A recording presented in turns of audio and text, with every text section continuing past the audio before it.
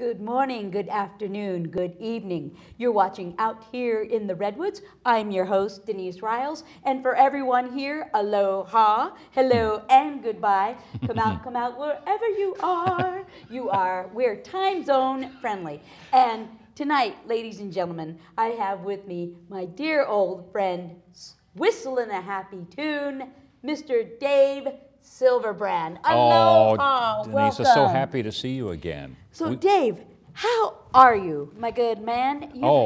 I'm doing fine. And part of the reason I'm doing fine is because I know people like you, and I don't mean to sound like I'm patronizing, but it's true, is that whenever and I've known you for years and years and years, as you know. Yeah, we've worked together. And you're always, quote, on, end quote. You've taught me a lot about humor and about drama and about all kinds of things that has really been of great value to me, and a lot of things that have happened to me in my life, some good, some not so good, and so it's a chance to thank you for that. You're welcome. Yeah. You're welcome.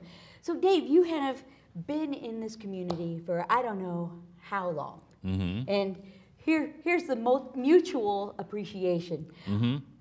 I got to work on a couple of your plays Mm-hmm. that you've written, and Mm-hmm. that, in my meaning, gave me some great joy and happiness. And the last play we worked on, Make Mine Metamucil, actually got picked up. It did. It is now a published work. And I still get royalties for that from the people who publish it, like maybe $1.50 every 3 months or something. But Good. That'll get you 3/4 of a cup of coffee these days. Nice. $1.25. I know, I paid $3.90 for my coffee this morning. Yeah. So Dave, everybody is wanting to know, you've had a rough year. Mm-hmm. So you're talking about finding your spirituality, trying to find things to hold on to help you Mm-hmm. through. Mm-hmm. How are you dealing with this and coping? Well, That's the best that we could do. yeah. Cope. Well, thanks for asking. What I've done, and I can even start from today. Yeah. What I've done is look for the humor in things that I encounter. And a lot of people don't quite understand that, because they could say, how can a person laugh when there's so much to be angry about or sad about or vindictive about? Right. How can you laugh? Well, laughter is, as you know, is a wonderful, wonderful method of sometimes self-hypnosis, sometimes meditation. It's a very, very spiritual expression. It's good medicine. Yeah. So like this last week, for example, I've been working a lot in radio, and it's a very tiring, very stressful thing, and other things going on with my life that have not been the best. And so this morning, I looked down, and somebody said, have you looked at your shoes recently? Because I went to work at 4 o'clock in the morning, you know. And I said, no, I haven't. And they said, well, look. And I looked down, and I had one black shoe and one brown shoe. We've all been there. Isn't it the truth? And I just laughed and laughed and laughed. And I thought, that's funny. But then on the other hand, by golly, the right shoe was on the right foot and the left shoe was on the left foot. Hey, that's I a was good there. start. I was in the ballpark. I'm so proud of myself for that. Right. And of course, for the whole day, and I left them on too. I mean, some people would say, oh, I'm so embarrassed, I'm going to go home and put on shoes of the same color. But not me. I did it. And one had a little more sole on it than the other, so I was walking around like this all day long, and it was kind of awkward. But by golly, I enjoyed every single mismatched minute of it. Yeah, and I love that. Have you written an article on that yet? No, but I'm going to. And How two shoes changed my life. I'm going to. And I know you probably know the story, maybe not, but this gives you another example, is that I've kind of gone with these things that happened to me. It's like when the comedian Martin Short was appearing up at Humboldt State. This was several years ago. And he was doing his Jiminy Glick interviews, where he does this very over-the-top, showbizy kind of guy, and they wanted a local celebrity, so they said, we'll get Dave Silverbrand to be the local celebrity. Oh. So Martin Short was doing this thing, and I was going to be the local celebrity, and I had my good blue suit on, all dressed up, and my wife Nina was so proud of me, and she picked a really nice tie and a suit and everything, and I got up there and I was interviewing him, and he looked at me and he said, "Oh, you've got a dark blue suit and you've got brown shoes on. The brown shoes don't go with the blue suit." And of course, I didn't even know that. Yeah. I mean, who would know outside of the Hollywood circle, you know? I guess not. So everybody was kind of tittering a little bit. So then I thought, well, okay. So I took my shoe off, and one of my socks had a hole just about like that in the shoe, and of course, or in my, in the sock, obviously. Right. And Nina was mortified, and Martin Short was just out of his own shoes with delight that I had given him this straight line. He was so happy, and afterward he said, "Oh, thank you so much." He was just so grateful to me that I had given him this freebie. And, for days afterward, people would say, "Oh, I'll bet you planned that, didn't you?" I said, Yeah. "No, I didn't. I just put my best shoes on and my best socks on. Those were my best socks." And that's the way it worked out. And one of the other half of the story is this last 4th of July, I was down walking through Old Town and visiting with my old friends. And one of my old friends was Mark McCulloch, who is Mr. Fish. Right. He was at the Martin Short concert.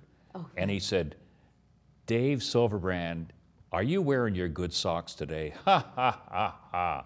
And I was going to take my shoe off, and wouldn't you know it, I was wearing the same sock. Had a hole in it. It's the same sock.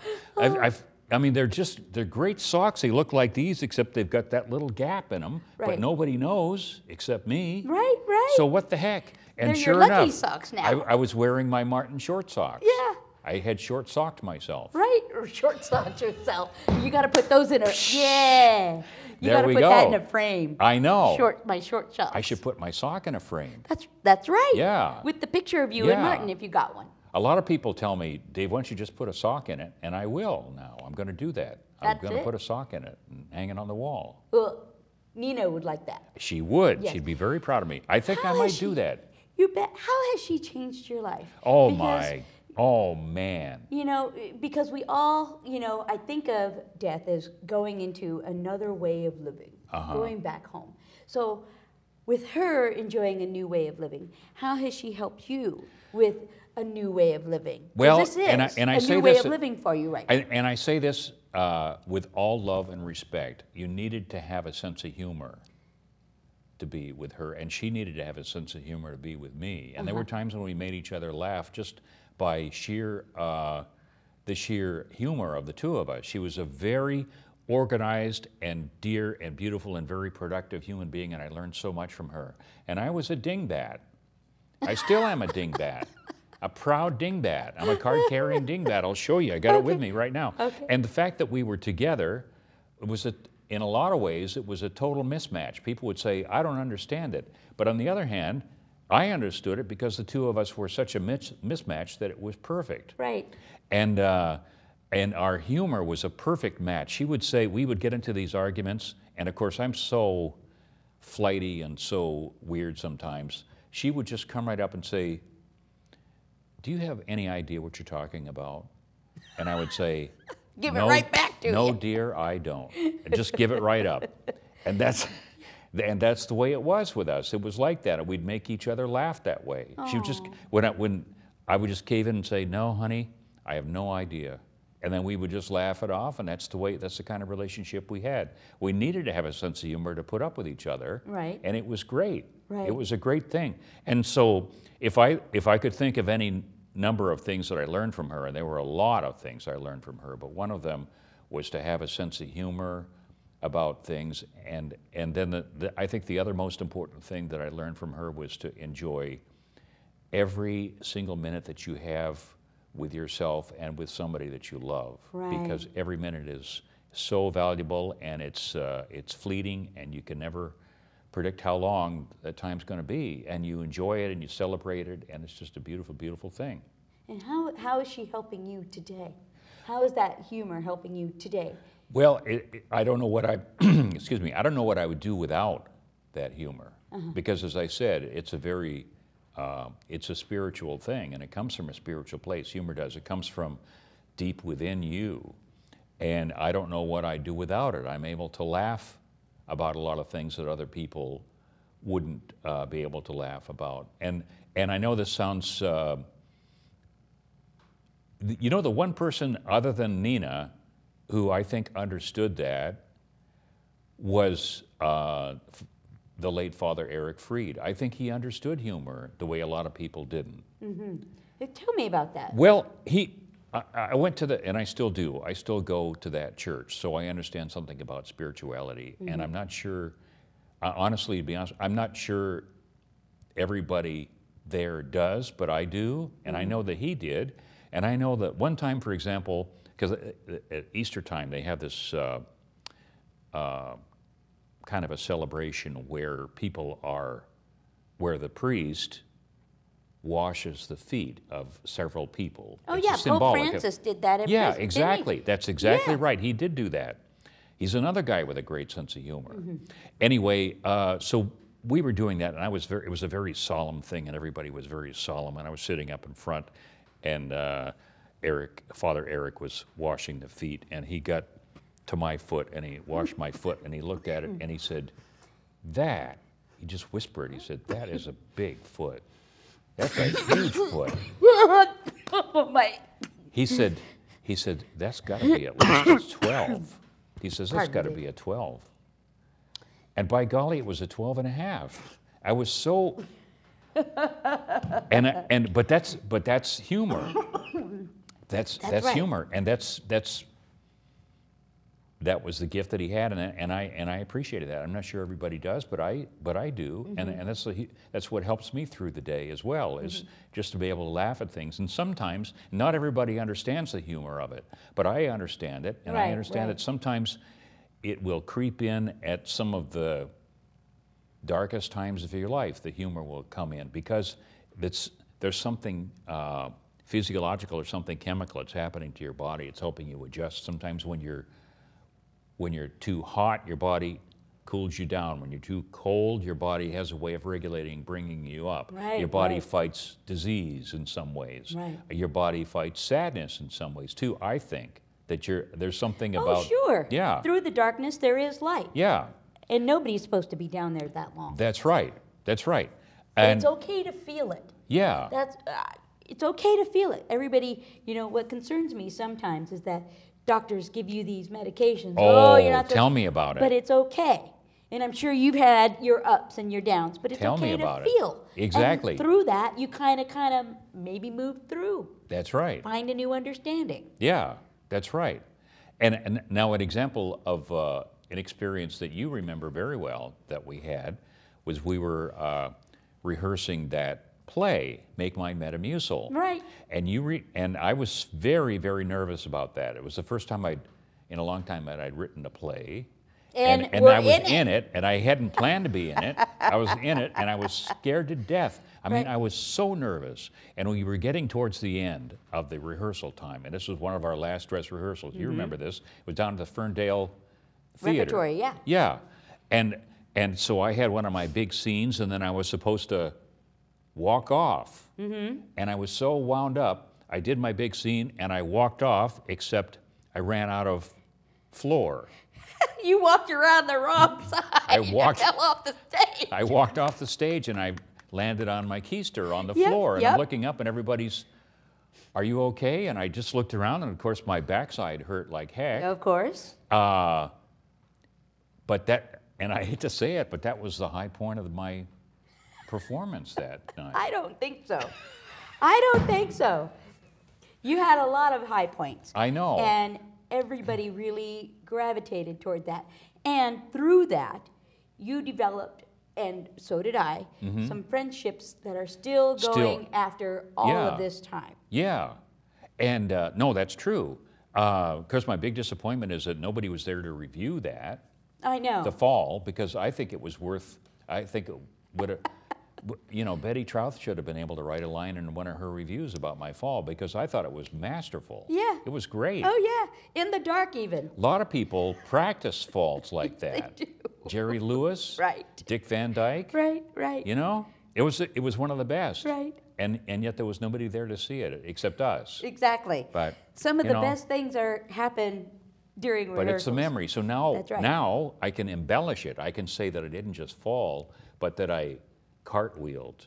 There or you that go. I, as the Blue Angels pilots say, I maximum deflection rolled. Like that. Now, you've reached out to some of your former cast members. Yes, I have. And how has that helped you through? Oh, that's helped me a lot because the great thing about theater or anything else that you do Right. is it taps into something different and something new. And you know, that is an interesting topic because we have our own lives, but then we share a space with other people. And unfortunately, from my view, some of the ways that we share space are restricted in ways that makes it harder for us now. Right, and, right. And I, for example, they're now under California labor law, for example, and I'm not saying it's a bad thing. It's a good thing that we're protected. We should be comfortable in the workplace. Yeah, absolutely. But it has taken some of the fun out of work, and I say that with all candor, but also with caution too, because a lot of people say, well, there's certain kinds of humor in the workplace that are appropriate. But on the other hand, there is an adventure to humor that is somehow taken down a couple of notches, because you'd say, well, can I not? Like, for example, today, there's a young guy who laughs a lot at my jokes, and that's something he'll have to bear for the rest of his life. But he'll get through it. Maybe counseling will help him, I don't know. But he and I were wearing the same shirt today, the young guy. Oh, so you're on the same wavelength. Yeah. Your people called my people, this is Purple Shirt Day. Yeah, and he saw that shirt, and he said, now I can tell people that I'm your illegitimate son. And I cracked up and I said, you know how many people walking around today who would deny that they are my offspring, and you're not just owning up to it, you're proud of it. And I'm so proud of you for walking around with my DNA, I can't begin to tell you. And the two of us just laughed and laughed and laughed. But there was a level of that where I'm thinking, is there somewhere in the rule book that you wouldn't be able to say that in general workplace, that somebody was walking around as your, I mean, who knows? Yeah. But so now every time I see him, I say, my son. Son, I'm so proud of you, my son. It's great. So what's been the most difficult moment for you within all of this? That is another good question. The most difficult moment. That you really had to tap into that spirituality.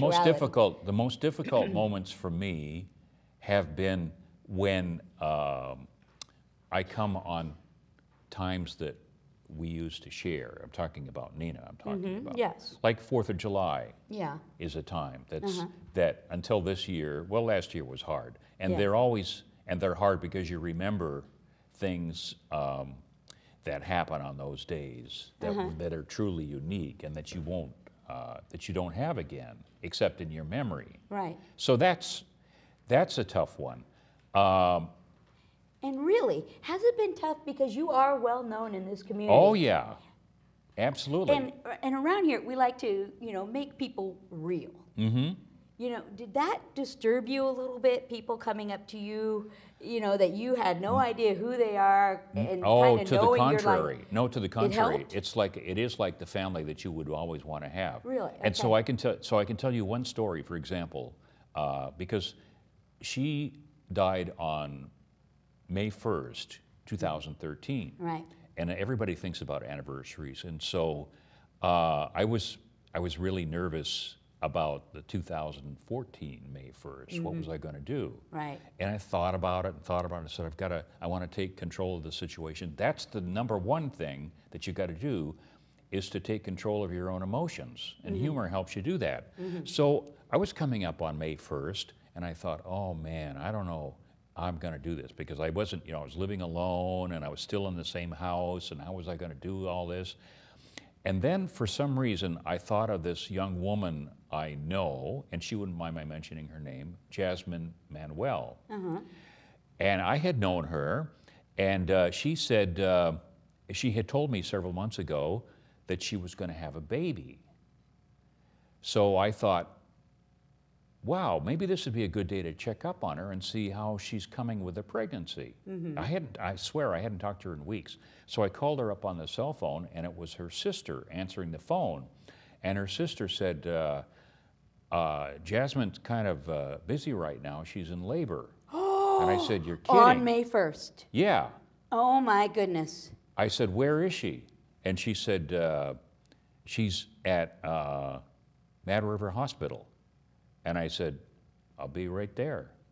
I put on my shoes. They matched color that day. Yeah, I jumped good. in the car. I drove up to Mad River Hospital, and I went racing into the birth center. And I went up to the nurse's station, and I said, and they said, can I help you? And I said, I'm here to see Jasmine. And they said, what relationship are you to her? Are you Family. her grandfather? I said, no.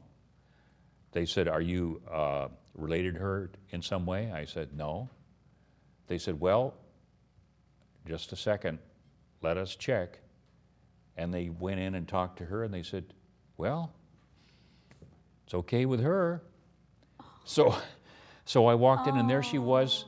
You know, her sister was there, and the other people were there, and I just sat down next to her, and I held her hand, and I said, you have no idea what this means to me to be here. Yeah. This is great. Yeah. And she was there, and she was ready to deliver. I mean, she was ready. Wow. She was ready. And sure enough, that afternoon, May 1st, the baby came out. Sebastian is his name. So then the next day, I went back, and she was there, and the baby was there, and the father was there, and his mother was there. Everybody was there. Yeah. And I sat next to her, and she said, here. And she just handed him over to me, and I'm holding this little thing, and he's looking up at me. And I said, man, I said, someday this little guy's going to know what this means to me. Yeah. And the funny thing, and it is funny when I look at it. Did you write him a letter? I should do that.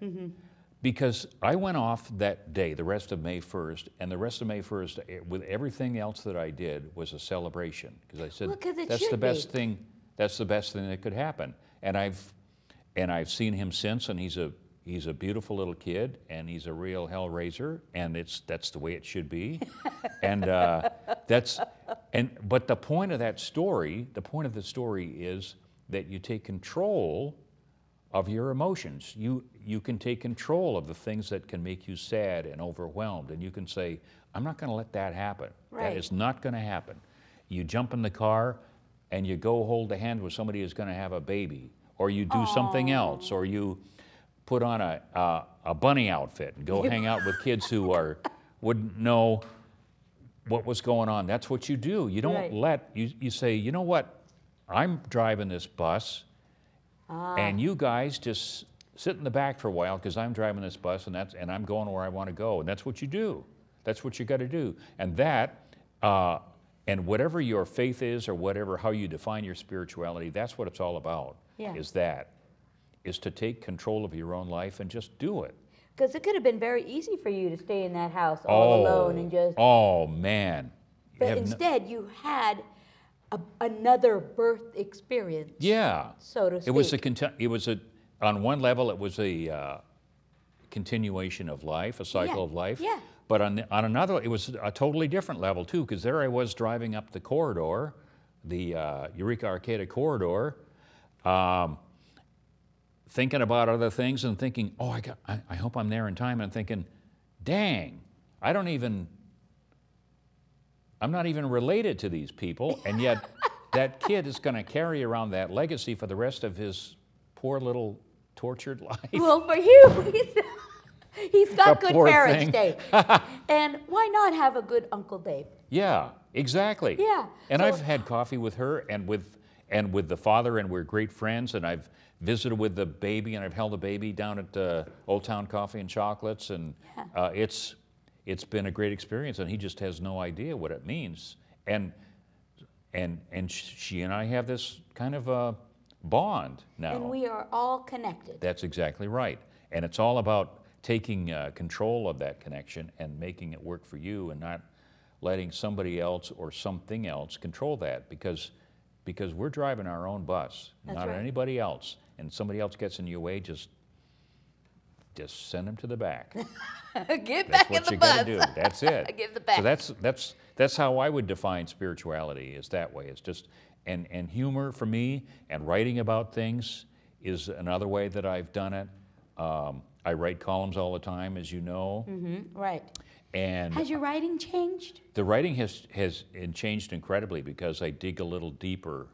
I used to write about, cute little things and this and that, and I've put that aside. I don't have time for that anymore. I write about things that are deep and personal, and it helps me sort things out. And I would say that would be a good piece of advice for anybody, because writing, along with humor, is a very spiritual thing. Because, as you know, because you were one of my students once upon a time. Yes, absolutely. When you sit down and you put your thoughts in writing, whether you're writing to somebody and you never mail it, or you write to somebody and you do mail it, Right.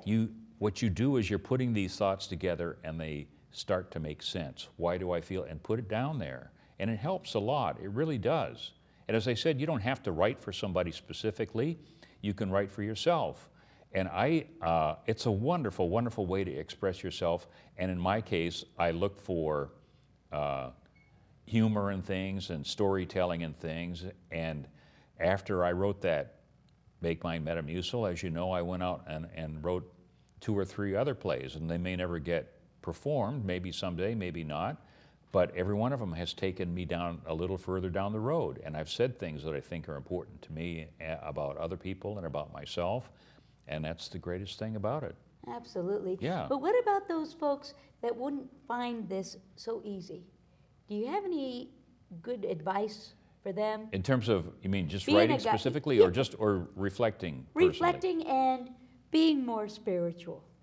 And getting through those tough times, learning how to drive that bus and being okay with it. One of the ways that helps out is because a lot of people feel that way, and Yeah. they feel lost. And sometimes I think just connecting with somebody, and I don't mean commiserating per se, Yeah. because sometimes you can get caught in a trap saying, well, my attorney filed a TRO and your attorney this, and I'm talking about, you get into this kind of Right. stuff, and you don't want to get into that trap. You want to talk about feelings. And I've talked to people who have experienced loss, great loss, as great as mine. And I've talked to them, and we share our own thoughts and goals and fears, and we continue to do that.